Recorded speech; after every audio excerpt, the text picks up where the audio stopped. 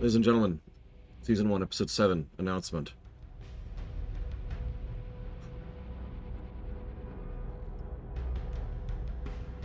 What something kind of funny? I'm not saying this is like thematic, it just amuses me. I've worked on,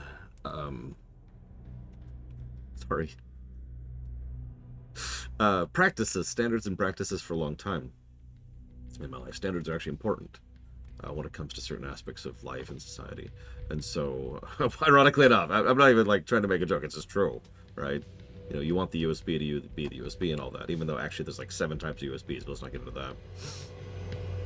Point being that one of the things I standardize in my own operations is I save constantly, which is funny because I had a little bit of a blip in the middle of that and actually accidentally closed my notes document. And for just a moment I was like, oh god, I just lost all my notes. No, I didn't. Because I saved so constantly, all I lost was like 5 words in my notes. I just found that vaguely funny for some reason. I don't really know why.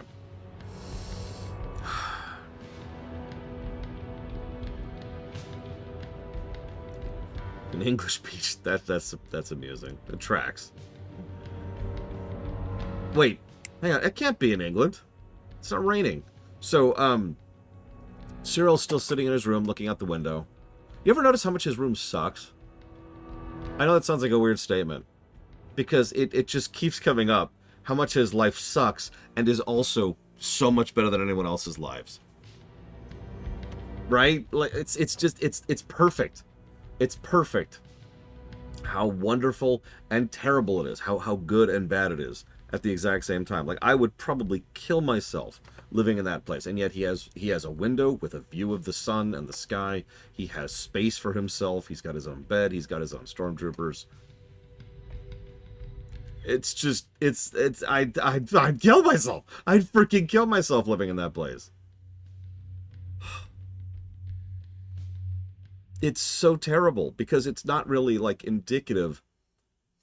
I'm explaining this so badly. It's like it's indicative of how bad everything is when that is good. I've talked about this before. It's the GTA 4 effect. One of the things I both love and hate about Grand Theft Auto 4 is that one of the biggest thematic points of the entire game is that his cousin, that everyone mocks and makes fun of for his stupid phone calls and is derided as this terrible character, is actually legitimately someone who was well off and actually did make the American dream happen. Has a place to stay, has an apartment, has a successful business, has prospects, has a future, gets a wife and everything. Like, he has a life in front of him. And his life is portrayed so consistently as terrible. He's made it, and it's still portrayed as bottom rung. And you know why? Because everything is that bad. GTA 4, I've actually described GTA 4 before as an eldritch engine of despair, and I mean that. Like, the whole thing feels Lovecraftian, and I stand by that sentence. I stand by that opinion, because it's the same thing as here, right? Everything is awful.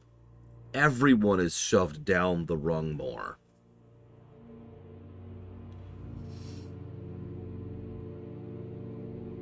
Is that what you're wearing? What do you mean? Well, this is an interview. They don't hire individuals. He pushes back so hard against his mother. Do you notice the Tupperware, by the way? Nice little tidbit there. Just, yeah, in a brown suit. You're not just representing yourself today. And what's wrong with your collar? You know, what makes you think they want to be? Oh my god! Oh my god! It's and she's so horrible. Yeah, he's wearing that, and she has the audacity to call him non-conforming. His reaction says everything it needs to. There's even this bit where she says, your collar's wrong. He says, what does my color say to you? It says, I don't believe in myself and I am desperate for approval. And all he can do is glare at her. Because she's right. But at the same time, it's such a stupid, pointless nitpick.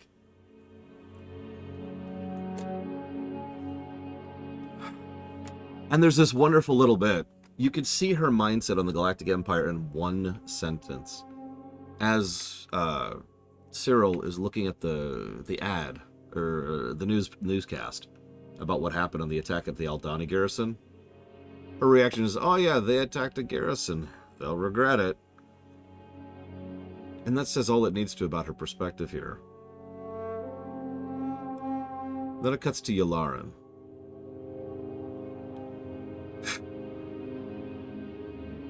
And don't think I didn't notice who it was immediately.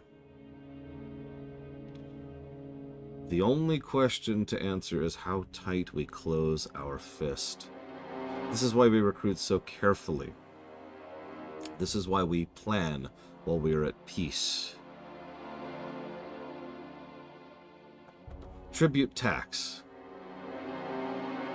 Equal to 5 times what was stolen from Aldani, which will be leveled at all sectors that are harboring partisan activity. The use of any local custom, festival, or tradition that is as cover for rebel activity will trigger permanent revocation of Imperial tolerance. And then, I spoke with Emperor Palpatine last night. That's the first name drop of that. There's actually a lot of drops in this to really show that we're ramping things up. First time in this whole thing, what are we up to? Episode 7? I know that doesn't sound like a long time, but we're quite a ways in here. We're like 3.5, maybe 2, maybe 3 movies into this. We have just now name-dropped Emperor Palpatine. They've officially gotten the attention of someone bigger than them. And I'm trying not to jump ahead, but did you notice we see our very first stormtroopers here? I've been pointing that out. We hadn't seen stormtroopers until now. You'll also notice this is the first time we see a Star Destroyer in the entire series. Yeah, no, he does not look like he... And that's so effective. That's why you don't show that stuff. That's why you don't open with the branding. Because you want that to have impact. If you run around fighting a frickin' Carrack light cruiser for a season and a half, when you show up with a dreadnought, it means something, right? So... I spoke with Emperor Palpatine last night, and he's assured me the ISB will be taking the lead going forward. So no one in this room should have any trouble accessing Army or Navy resources in the future. Keep in mind, yeah, Rebels made the same mistake. Or rather, made the mistake I'm pointing out here.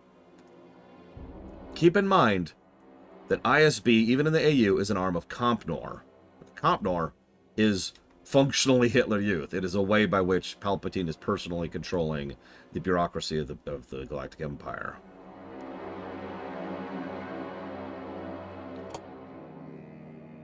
Yeah, Yularen. We just saw Yularen just 2 days ago over in Clone Wars. The Senate will be convening an emergency session to do a package of legislation to free ISB hands in all matters of search, surveillance, and seizure. We'll be invoking the Public Order Resentencing Directive later today. Poured. Any criminal act with even indirect effect on the Empire will be branded a Class 1 offense. All prison sentences immediately reevaluated. All outstanding fines and levies paid in full.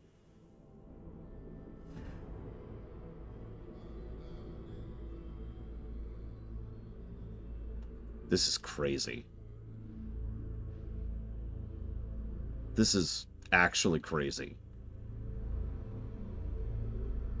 They are locking down so hard.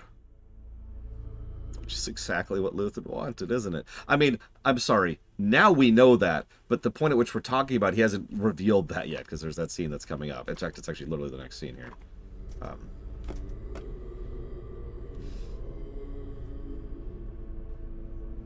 Over 80 million credits. And what, like 10 dead troopers?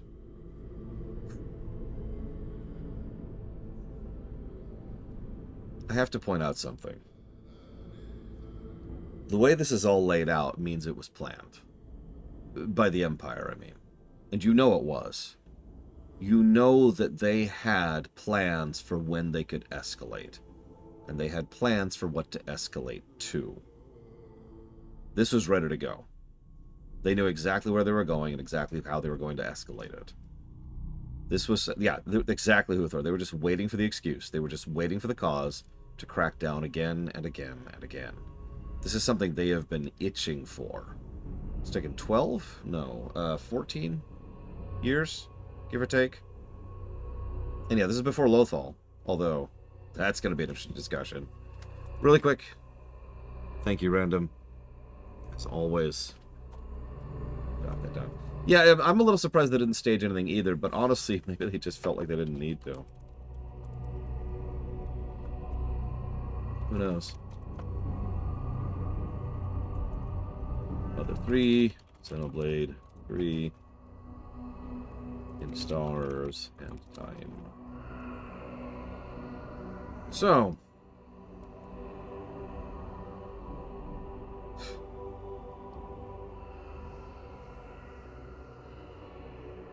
This then leads to Mon Mothma going, yeah, they don't want to just gun people down. They've got other things in mind. This goes back, we get back to Mon Mothma. And, oh my god. Yeah, O'Reilly, Genevieve, I don't know how to pronounce her name, I'm sorry, and Skarsgård. Masterclass scene, honestly. Really.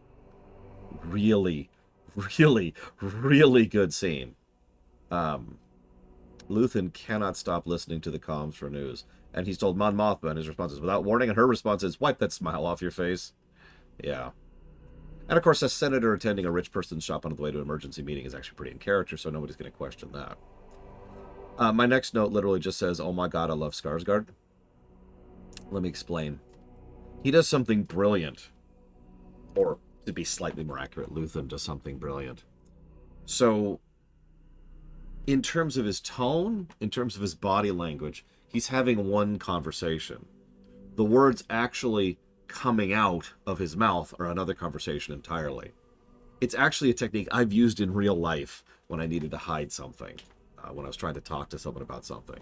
Because everyone will see your tone, your gesture, and everything else, and they'll just kind of gloss over, right, the rest of it. And yeah, it says all this big show for the driver, who they know is an ISB plant. Of course he is. They've known this. They've given this away forever ago. So he's putting on the big show, and she's like, ah, yeah, da-da-da-da-da. And then Mon Mothma realizes that Luthen is it. And yeah, every time they need to say something particularly damning, they actually turn away. But they always make sure to turn back. It would be suspicious, after all, if they just looked away from the driver the whole time. So, naturally, he goes over to the artifact, which gives him an excuse to do things like this, which is so important when you need to be looking away periodically. But when she realizes that he did it, her body language, it's the only time she loses any control of the situation and actually reacts to what he's saying. Oh my god, her voice is barely a whisper. Do you realize what you've done? It's the only time she cracks as she realizes Luthen is behind all of this. And she realizes, because she's smart, she sees how long this is going to be, how long-reached, how far-stretching, how big of an impact this is going to have. She's not an idiot. People will suffer. That's the plan. Has anyone ever made a weapon that hasn't been used? The network's up. It grows or it dies. The Empire is choking us slowly. Also, there's a second Palpatine reference here. And I'm only pointing that out because it's such a deliberate thing when you're writing. You choose what words you put into your work, right? You don't include Emperor or Palpatine unless you mean it, or unless you're being casual about it. But this is good writing on display here. And all of a sudden we go from not even mentioning him once to 3 in this one particular episode alone, because there's a third reference coming up in the future. And I wrote down in my notes, I was actually typing in all caps, his line, the Empire's choking us slowly. They are! They are! The rest stops on the pilgrimage, the Imperial festival night, the goddamn transports to take you in and out of the city, because you're not allowed to just travel across the waste yourself anymore. Tiny things. Tiny things. It's so gentle. It's so systemic and calculated and slow. They set up a hotel for security purposes. Jesus Christ. People want to keep living their lives. People get to keep living their lives, slow by slow, bit by bit, until they lose it. And he's right. People will die and suffer, and that's the point. He says, don't be angry at me. This is nothing you didn't already know. There's no point in going back. I wonder what they did to him. Because it feels personal. But I'm going to give a theory right now. It's a dumb theory, but I like it, and that's why I'm going to give this theory. I don't think they did anything to him in what we would normally call something personal.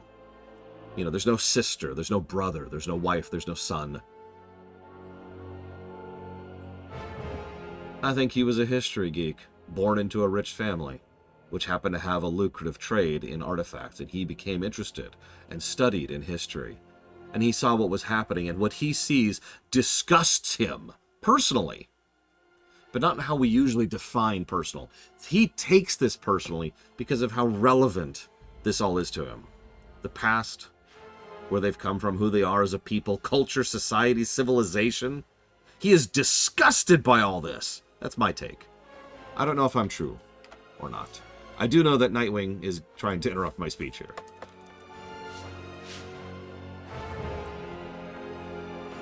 The Ponia, the RPG block, and Outer Worlds too. I don't know if we ever find out. Thank you, Nightwing. I don't know if we ever find out. I kind of hope we never find out. Honestly, we don't need to. It's so genuine. It's right there. God, Skarsgård is so good.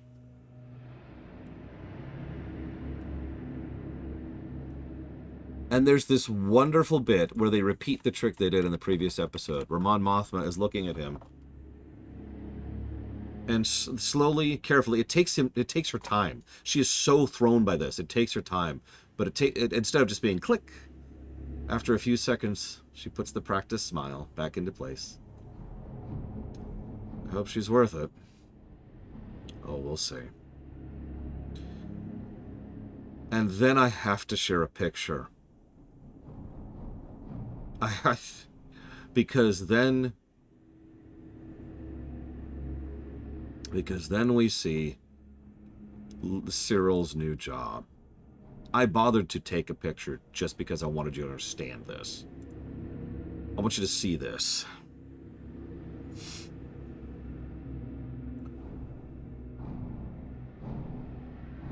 This is the Galactic Empire in one image, and I mean that. This is what they want. McDonald's, I talked about that already. Gray, standardized. Everything completely refined down to a long slock of gray sludge. You may not know this about me. I'm an extremely organized guy. Not quite to the level of OCD, but I do definitely have that kind of a bent to me. I like things to be structured. I like things to have an order and a system to them. It's one of the reasons I can do this job by myself, is because I'm the one who keeps me on schedule. This disgusts me, personally. Because if you also know me, you know that I value and love variety and diversity and color and nature and culture and things. I love when things are humanized. Just looking at this, I can't even put it to you in words. I cannot put into words what this did to me emotionally. How much this ripped out of my gut watching this shot. You'll notice the one and only bit of color in the entire shot, by the way. Did you catch that? She was right. He really is standing out here. Isn't that frickin' pathetic?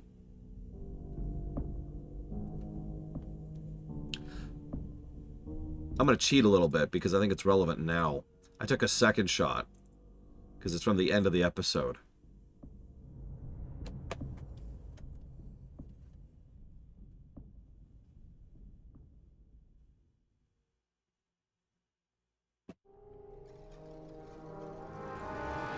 Look at that. Look at that. This is the most goddamn horrifying thing I've seen in this entire series so far. I am not joking. There is something that bothers me more. We'll get to that. It's at the end. But this is terrifying. This is absolutely horrifying. Oh yeah, I noticed that their cubes are very carefully arranged so they can't even see each other.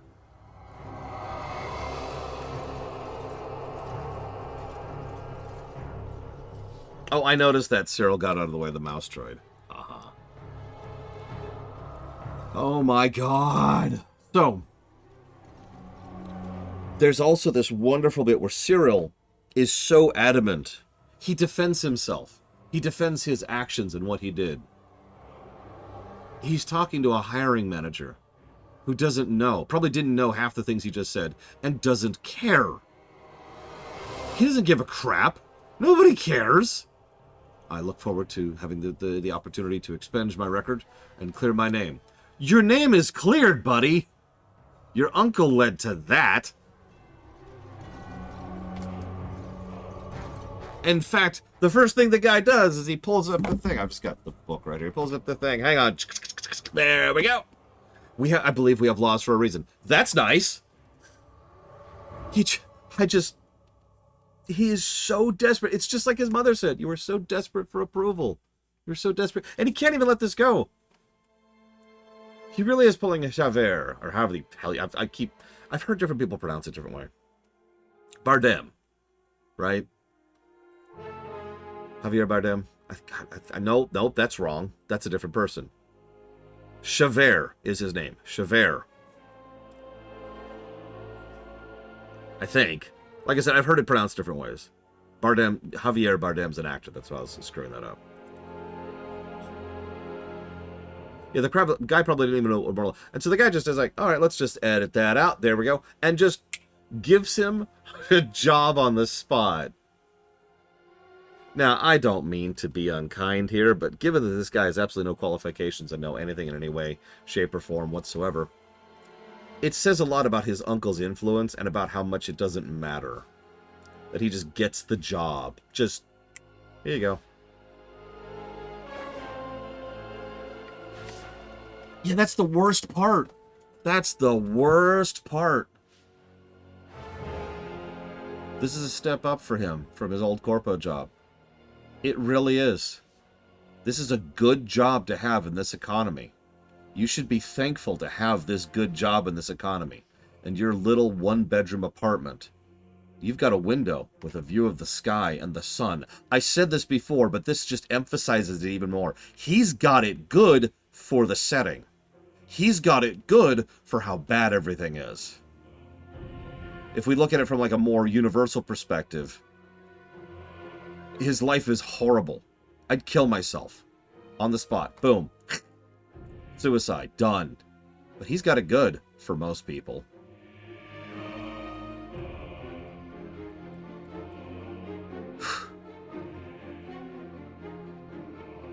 Can you imagine? How many of you have worked in... obviously, support centers are different.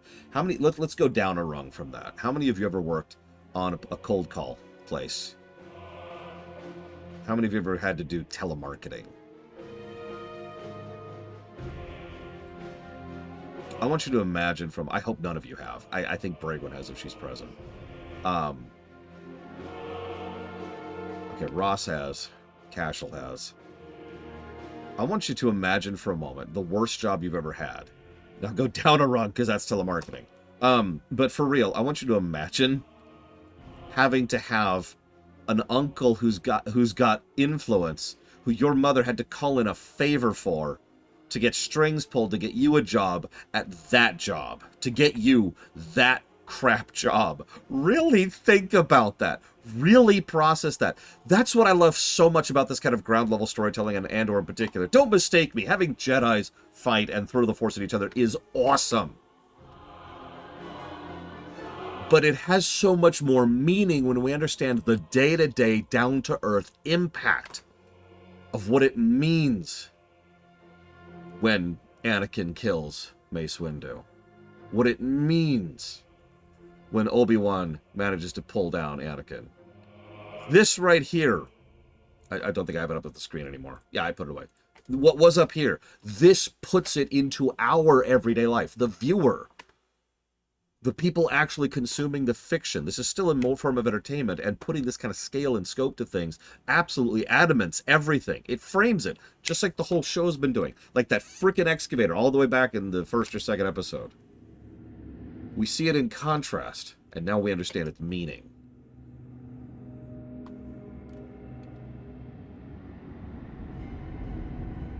This is when stormtroopers show up for the first time at the spaceport. They're just there. But don't tell me that's on accident. Don't even try.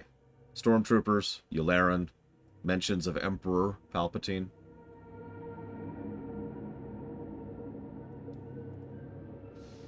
Wonderful transition between the women walking through the hallway.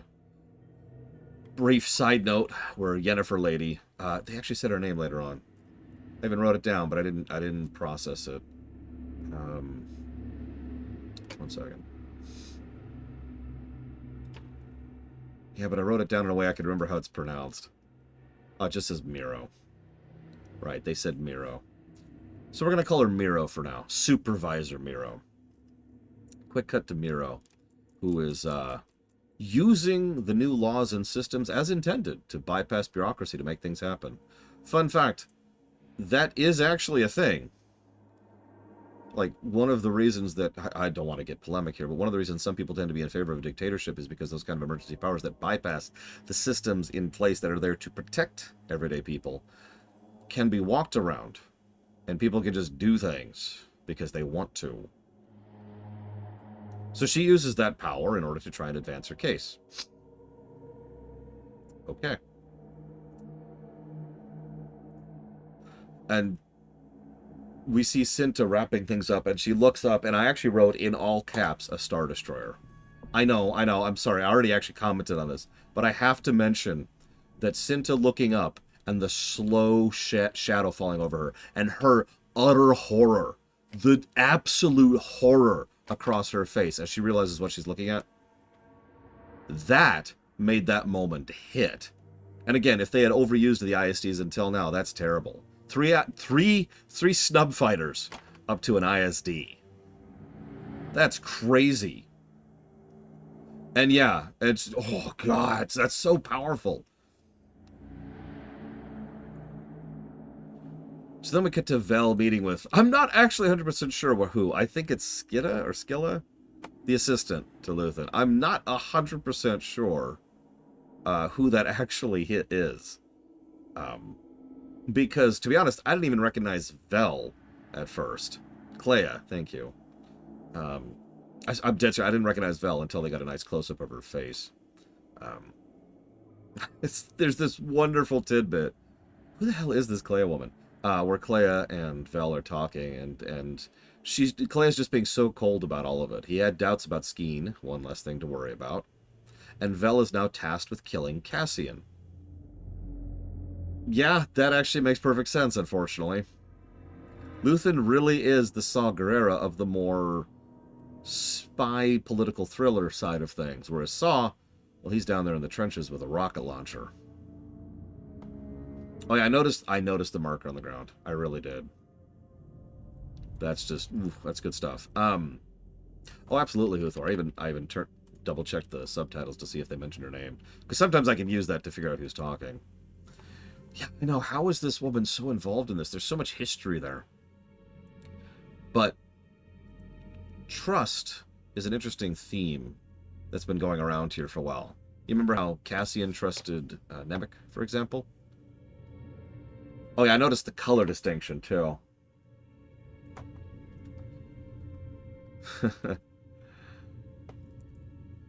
So then we cut to Maarva.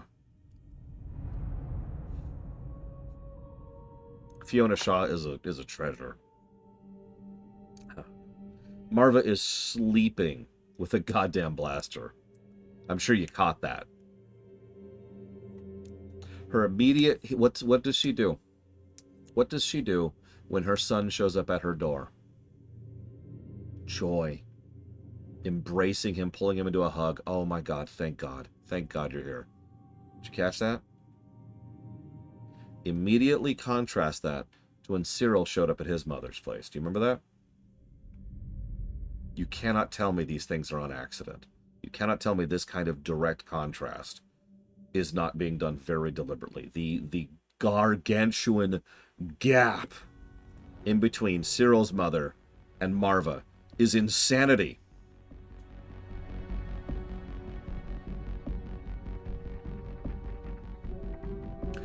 I wrote down a lot of what she said verbatim because so much of it is so good. The Imperials are here to stay. They're not going away this time. It's all come undone. Naturally, he is so happy. Cassian, I mean, he is so happy. There's like a joy in how he's moving. Why? Well, he's going to be able to get her away. After years and years of something we have seen hinted at the entire show, but have never actually explained yet. Finally, something real. And so he's going to get the hell out of here. And most importantly, and this is the most important thing, she's coming too. He's going to get her out of there. Actually, all three of them. He specifically mentions the droid as well. Tiny little tidbit, but it's worth noting. So his joy, his overall, all the people, all the failed debts. He owed roughly 12,000 credits. That is not a small amount of money to these people. How happy he must have been to finally pay that off, to finally have one score that actually worked. Because the implication has been there this whole time, and it's stated outright in this episode. Show, then tell. How many times has he failed? How many times has it just been one more time? How many times has he had to go to ground over something?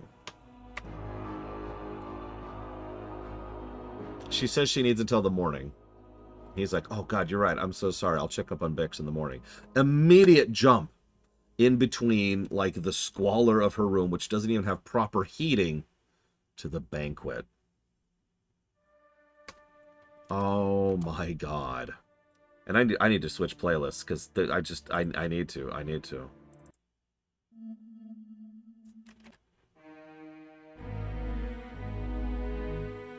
So we cut to the banquet, Mon Mothma's banquet. I never knew how much I wanted more Mon Mothma in my life until I watched this show. That's not even a joke. Like, I've always kind of mentally pushed her into the background, even back in the EU, in favor of people like Bel Iblis, for example. Because, honestly, they just never really did anything with her. To be frank, like, she was always there. She was always a presence, but she was usually there as just kind of like the background advisor to Leia. And indeed, the person who eventually ends up handing Leia the reins of the chancellorship in the New Republic. But here she's put right into the foreground. Is made a primary... I did, Uthor! She's put right into the foreground and made a primary character. And I wish I could just show you this scene.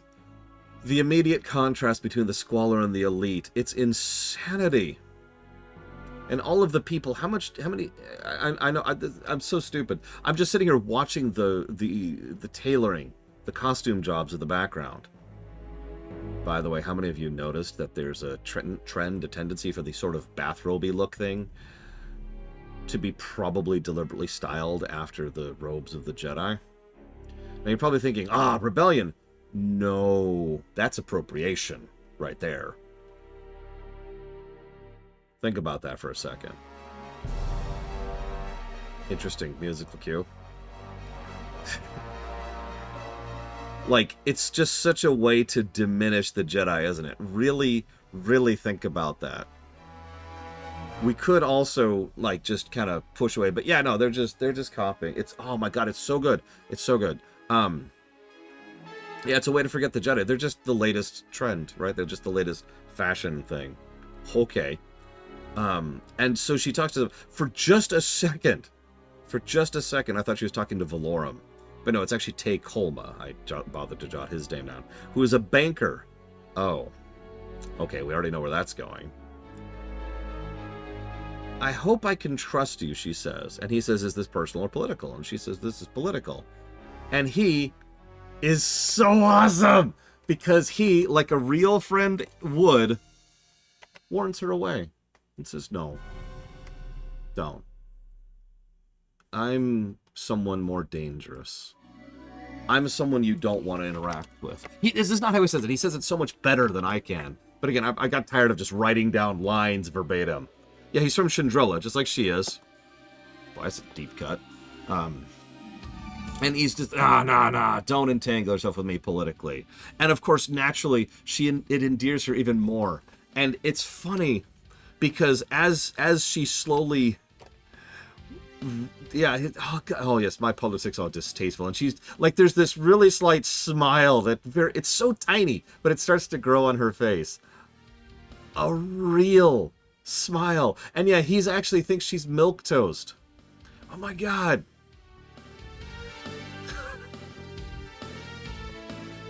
And so she starts talking about what she's been doing this whole time, and we see the play she's been doing. Because Mon Mothma has been an activist this whole time. Of course she has. But that's the perfect cover, isn't it? If people think you're an irritant, or a layabout, or whatever, they're not going to think about what else you might be doing. Because she's actually doing a whole lot more than that, isn't she? This is... Oh, I noticed, too, though. The audio design here is so good. The levels to which she is trying to do organized and systemic rebellion, trying to categorize coordination amongst cells to try and process people. Yeah, she's the boring person. She's the woman who likes to make herself feel better by getting involved in political activism. There's actually a term for that in real life. I forget what it is. And nobody suspects her for anything real.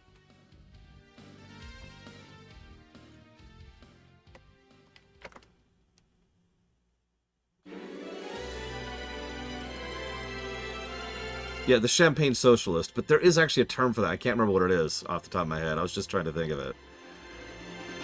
She probably has literally been in communication with Saw Gerrera. Of course she has been. And he's probably been super sus of her. Of course he has been.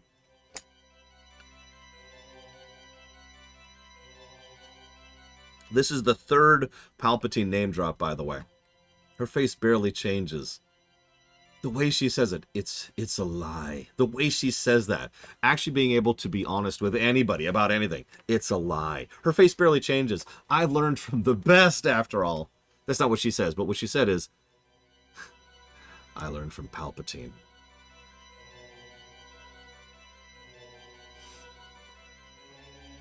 So, what do you want? I need to raise money. And notice his expression. Notice his expression when she says that. He's a banker. And she's approaching him privately about politically raising money. He's not an idiot. Now, he continues to ask the question, but you could tell how much he doesn't really care about the answer. Smile. Smile. Oh my God, that's how you do repetition properly in dialogue, by the way, right there. I love her so much. She has absolutely crafted this wonderful, predictable persona. A tactic I dare not speak of more, lest I diminish its potency. Chandrillian outrage. Jesus Christ. And this persona is so predictable that when her husband comes over and says, reminiscing about school days, she actually makes a joke of it. Doesn't actually confirm his question, by the way. But does make a joke of it, as if, yep, nope. You got me. And then when they mentioned the possibility of a reunion recently, she's like, oh, that's going to be terrible. And he's like, nah, she secretly loves it. Her husband thinks he's got her so pointed. He thinks he's got that, right? To be continued. Immediately after this is a scene where Cassian goes to see Bix. Don't tell me that's on accident. Don't tell me that the scene between Mon Mothma and one of the only people she can trust, hopefully, she at least believes she can trust him, cuts immediately to Cassian reaching out to one of the only people he can trust. The scene between Bix and him is actually a lot less drama-filled than I thought it would be. Cassian, rightly, by the way, suspects that Luthen is going to come after him. He repays every single debt he ever had. And while he gets angry and upset about several things about that, at the end of the conversation, they cannot help but part ways amicably. Do you notice that? Be careful, Cass. You too. And it's such a simple thing, but it's tone and intent that matter. They mean that. They both do. Yeah, he never gets actually angry at Bix. Of course he doesn't. And I don't think she ever actually gets angry at him either. She even has this wonderful reaction, no audible. She just looks weird when he puts down the 12,000 credits. Here, paying everyone off. You'll also notice, by the way, that he trusts her enough to distribute the money to everybody that he owes. I mean, I guess duh, but really think about that second. How many of you in real life would trust someone with 12 grand? Just dropping $12,000 on someone's face and saying, hey, could you use this to pay off everyone I owe? Thanks. And then bailing. I know how many people I trust with that. It's a small list. I don't know why I said small there. I was going to say short, that's why. That says everything. It says everything about exactly how much he trusts her. Oh yeah, by the way, ex-girlfriend on top of everything else. If I had 200K...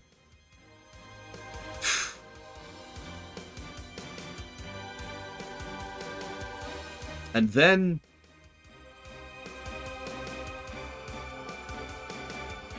we finally learn where the name Clem came from. All I wrote in my notes for this was, oh no.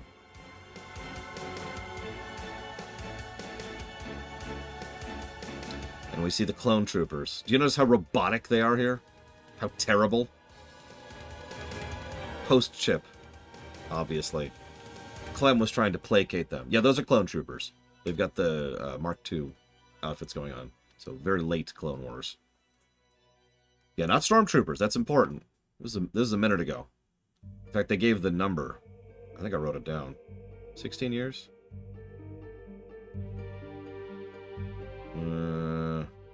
13. 13 years ago.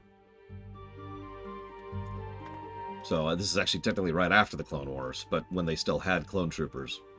And yeah, clone troopers who are pretty much the highest of the high when it comes to elite soldiers in this setting.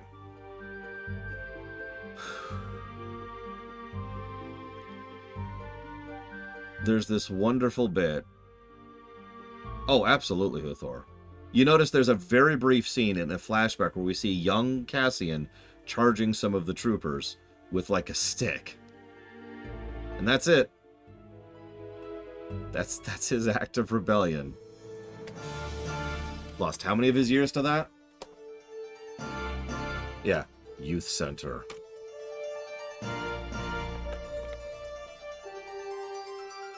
Thank you, 040, for being part of the show. I got that down for Dealer's Choice.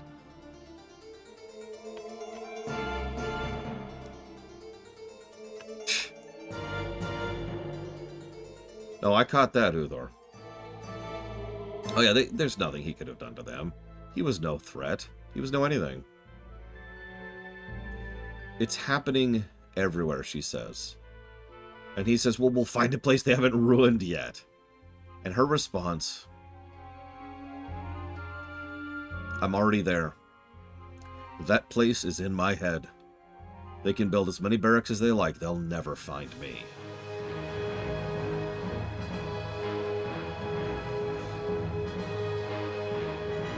I just keep finding myself writing down all the dialogue in the Maarva scenes. They're so good.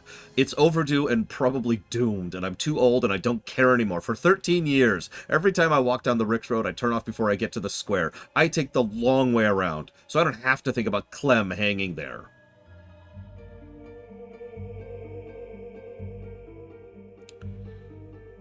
So she finds out about the Aldhani robbery. Excuse me, the Aldhani attack in the garrison, and she put on her best coat. Heard that? Put on her best coat. Walked across the square with a smile on her face. And her mother, his mother, excuse me, she unknowingly calls him a hero. And you notice his reaction to that? There's so much shame on his face. He is having so much difficulty even processing how proud his mother is of something he doesn't even want to admit that he did. He even tries to open up about it. It was just a robbery. And her response is, I don't care. People are standing up for it. And his response is, yeah, then they're getting killed for it. You can't beat them, Maarva.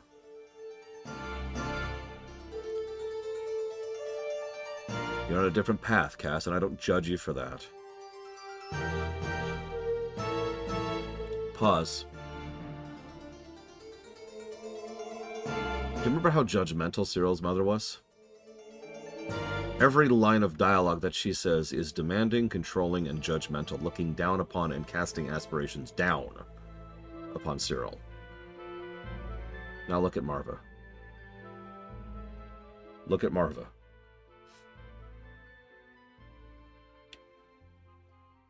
You're on a different path, and I don't judge you for that. Your future was taken away from you before you even got started. And that is a hell of a puzzle piece finally locking into place. Have you ever thought about what it means that he was sent to a youth center? That he is a criminal? Do you know what that means in real life? If you have a record? If you try to get a job? Or a place to live when you have a record? Do you know that there are some places who specifically advertise that they hire convicted criminals? Because it's a rare and unusual thing. Now picture in the Galactic Empire for a second. Do you think he has ever been able to work in the shipbreaking yard with everyone else? Do you think he's ever been able to actually land a decent job? No wonder he's been bouncing from heist to robbery to scoundrel mission after scoundrel mission for years. No wonder everybody in the community is so sick of him and his bullcrap, because he keeps trying things because he can't get a normal job. And he keeps failing at them. He has to take the risky odd jobs. And of course, those usually don't pan out. That's life. Let's ask Han about that. Yeah, his life was ruined since he was a child.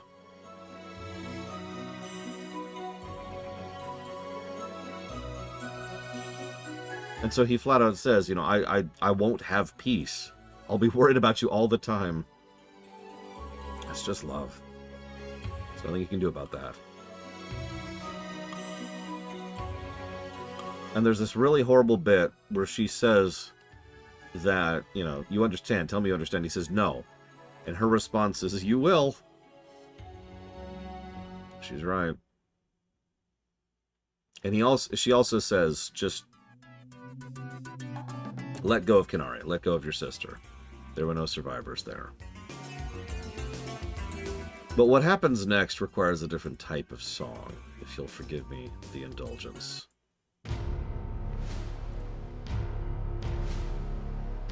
We cut to an ISB meeting with Partagaz.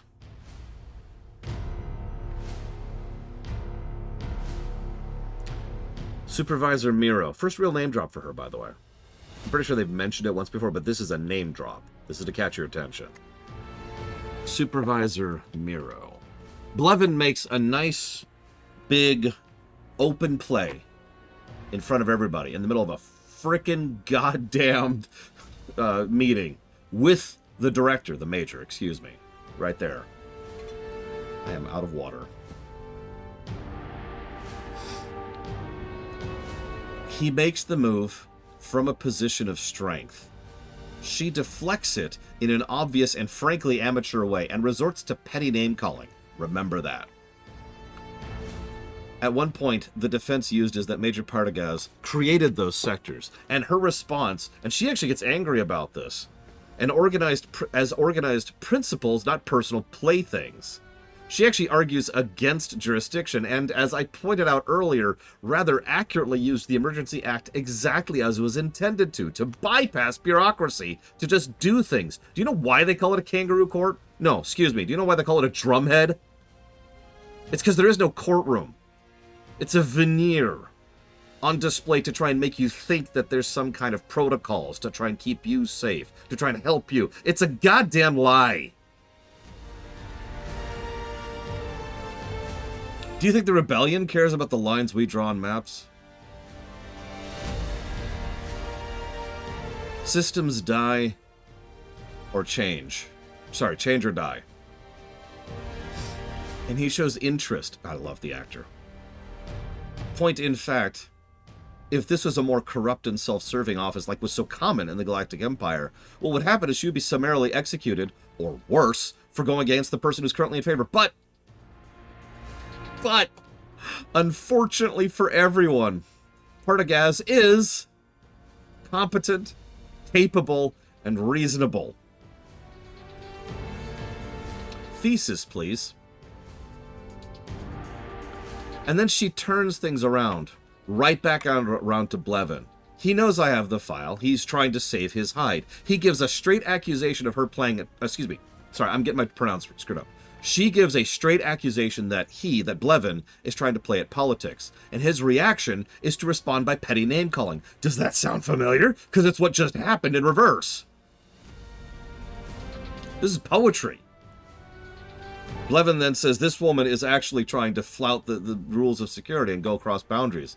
How could you imagine if we all did that? And Partagast's response is, excellent suggestion, Blevin. And Blevin's physical reaction to that is hysterical. He just, like, freezes, like, what?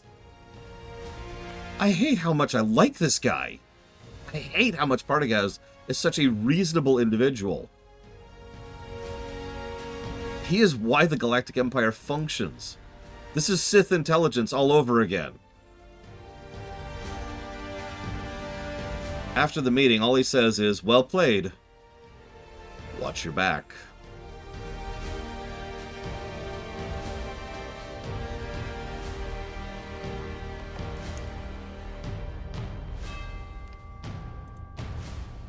But then, things get weird. Agent was such a good storyline. Go watch my stream on it, please. Don't actually play it. It's a terrible game. Go watch my stream. Just enjoy the story. But then they go to what was it? Oh god, I can't remember where it was. Where was it in real life, Uthor? You know what? I know what song I should play for this. Hang on. No, not Niamos, in real life. Blackpool. That works. So we cut to this, and it's a literal breather moment. And it's such a breather moment, it actually did exactly what it was supposed to. It caught me by surprise. This legitimately caught me by surprise. I was just like, tone shifter, breather, ready to go. Oh, it's a wonderful idea, Ruthless Tim. If you want, I'll talk about that right now. So, before we actually talk about the breather section, when I was younger and stupider in the 90s, I actually really thought that full string continuity was something I wanted and needed in life. I wanted season-long story arcs. Hypothetically, I still think they can work. Realistically, I have seen a couple of examples of shows that have managed, 10, 20, 30 episode long arcs. But I have also seen the other 99.9% of television. This is a little loud. Which have failed miserably at the exact same concept. This is more Sonic music. Why is there more Sonic music? Not really. You know what? I know. I got it. I got the music.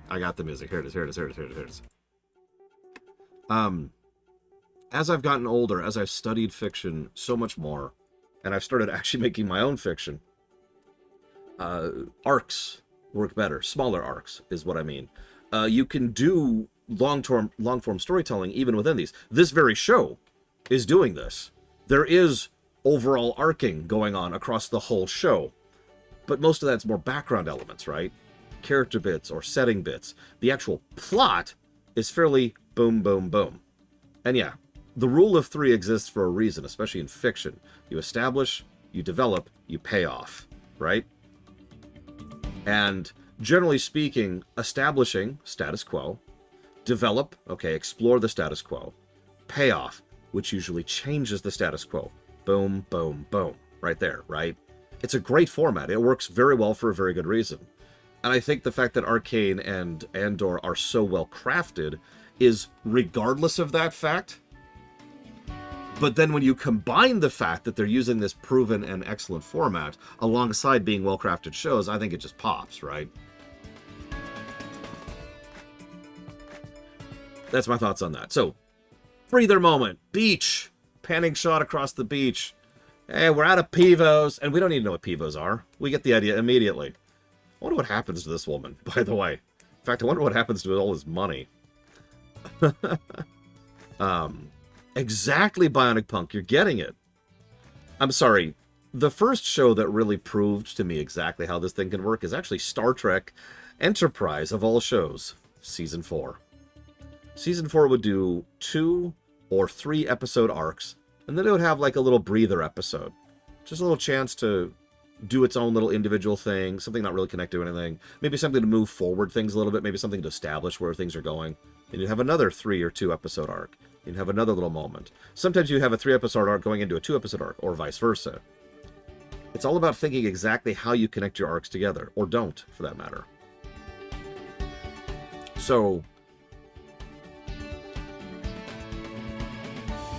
Cassian doesn't look like he's really all that interested in the lush life that he's living out there on the beach, which doesn't surprise me too much.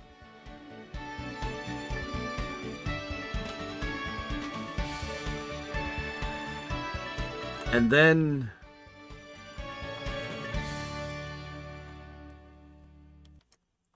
he goes to the beach. There are troopers on the beach chasing someone. Don't know who, doesn't matter.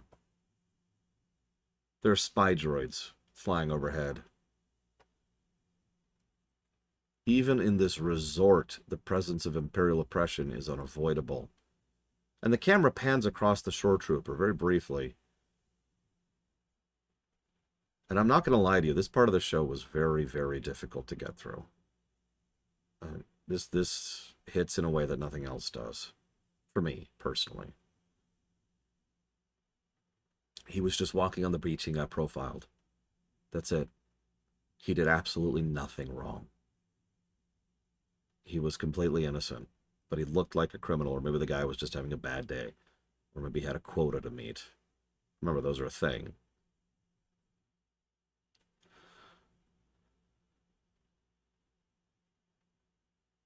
And doing nothing wrong and doing everything asked of him and being fully cooperative led to wrongful imprisonment and abuse. And then we cut to some... Yeah, I'm sweating. It's hot. Why are you running? I'm not. You got that right. There's no reasoning with these people. Are you part of it? Part of what? We never do find out.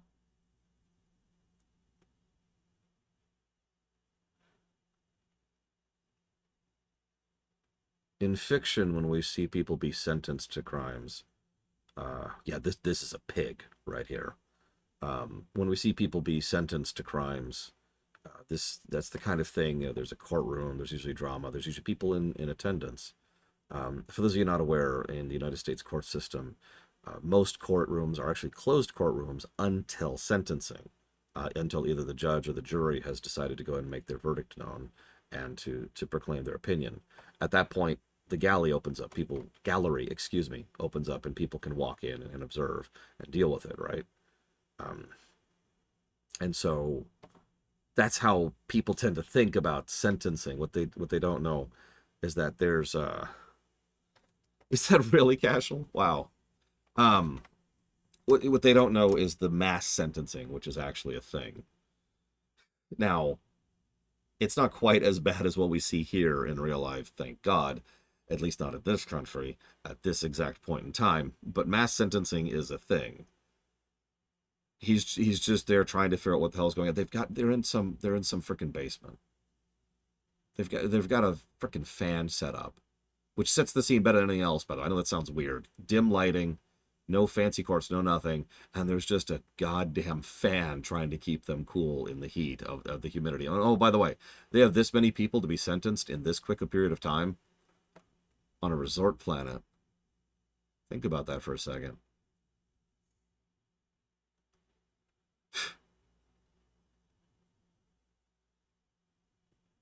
What are his crimes? Civil disruption, anti-imperial speech, fleeing the scene of anti-imperial activity, attempted damage to imperial property. This used to be a 6-month sentence. Now that's already horrifying. Please think about that for a second. I want you to imagine how long 6 months really is. I want you to imagine losing half a year of your life to having done absolutely nothing because some pig had a quota to meet, or was having a bad day, or both. Oh yeah, potential resisting judgment. That's another thing. Yeah, 6 months for that. 6 months for nothing. But unfortunately, things have been changed, so now it's 6 years. 6 years is absolutely goddamn horrifying. But I wanted to emphasize that even 6 months is unacceptable beyond reasonability. And the best part is when he starts to protest, all she says is, take it up with the Emperor. And weirdly enough, she's right. In the most casual, neglectful way possible, she is right.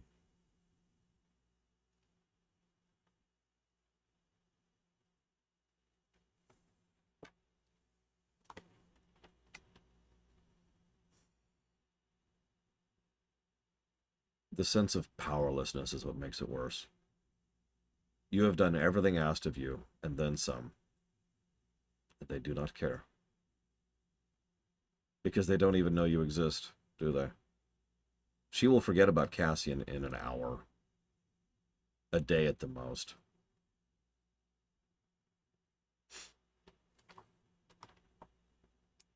Labor. Bionic Bunk. Yeah, the axe forgets. Yeah, while eating space pistachios.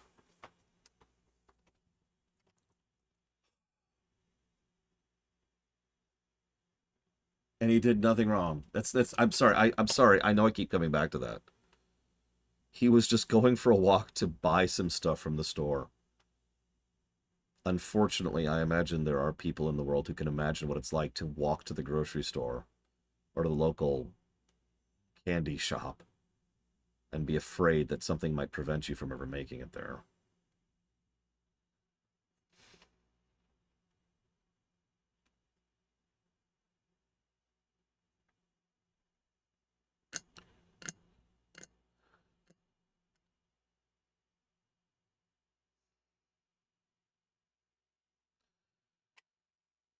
I'm not even commenting on the dramatic irony that he gets away with a terrifyingly dangerous heist in a way that several people died in, and he gets pulled over for literally nothing.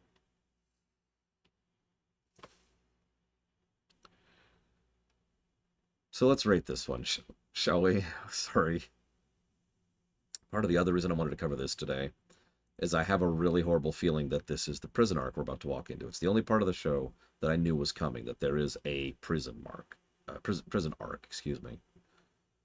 And it was, I think I've said this before out loud, it's the only reason I almost vetoed this entire show, was because I wasn't sure I could take it. And like I said at the beginning, those of you who are here before I hit record, yeah, this hit me a lot harder than I thought it would. But this is purple, absolutely. It's astonishing and powerful and terrifying in all the right ways. Too much of this sounds like it comes from personal experience or secondhand accounts. Too much of this is a little bit too real. And of course, we have all the amazing stuff. Mon Mothma and Luthen. Accurate utilization of Imperial assets. The Star Destroyer, the Stormtroopers, Palpatine. Maarva. This is purple.